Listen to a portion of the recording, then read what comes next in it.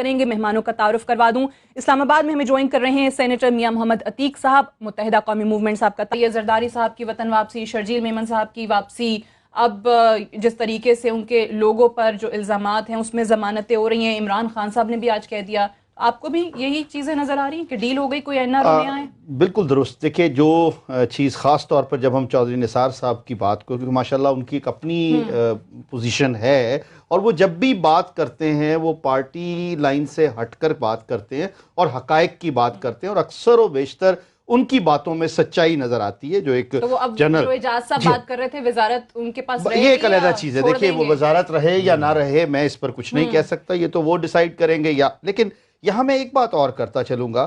میں چونکہ نون لیگ کا ریپرزنٹیٹیو نہیں ہوں, میں اپنی سمجھ اور اپنی سوچ کے ذاتی سمجھ اور سوچ کے مطابق بات کروں گا.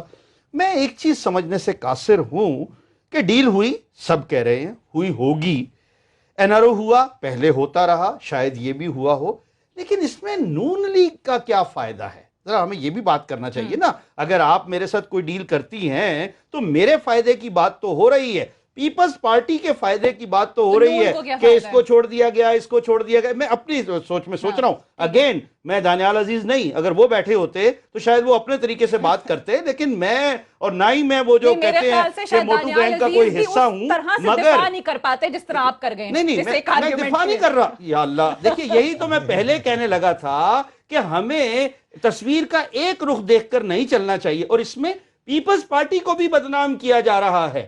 یہ کہہ کر, جس طرف میں اب دوبارہ آ رہا ہوں کہ پیپلز پارٹی کو کیا کہا جا رہا ہے کہ یہ ڈیل ڈیل ڈیل اور صرف پیپلز پارٹی کا فائدہ. میں یہ کہتا ہوں کہ ایسی ڈیل کی بات شاید نہ بھی ہو, چونکہ اگر ڈیل ہوتی ہے, میں اور آپ ڈیل کرتے ہیں تو میرا کوئی فائدہ ہے تو آپ کا بھی فائدہ ہوگا.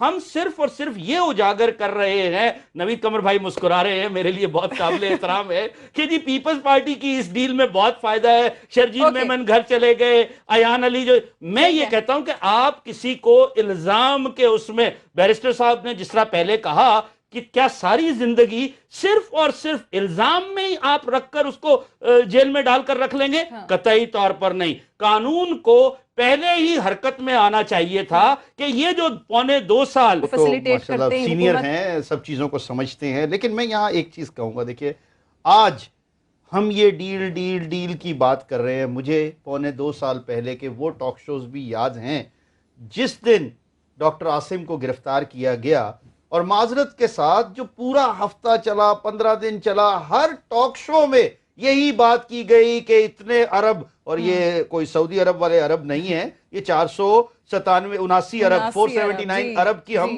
روپوں کی بات کر رہے ہیں. میرا سوال ایک ہے, ایک عام آدمی کی حیثیت سے میں تو ٹی وی اس لیے دیکھتا ہوں کہ مجھے پتہ لگے کہ پاکستان میں ہو کیا رہا ہے. یہاں کیا آج کی بات اگر ہم دیکھیں تو آج کا سینیریو آل ٹوگیدر ڈیفرنٹ ہے جیسے آپ نے کہا, لیکن اگر 1.25 سال پہلے کی بات سنوں اور ان ٹاک شوز کی بات کروں تو اس میں تو کچھ اور چیز نظر آ رہی تھی. اب عوام کس طرف کو جائے؟ کیا واقع میں ہی جو اپنا ڈاکٹر صاحب جو ہیں وہ قصوروار تھے, انہوں نے غلط کام کیا تھا, انہوں نے کرپشن کی تھی؟ اگر واقع میں ہی کی تھی تو پھر آج آ کر ان کو کیوں چھوڑا گیا؟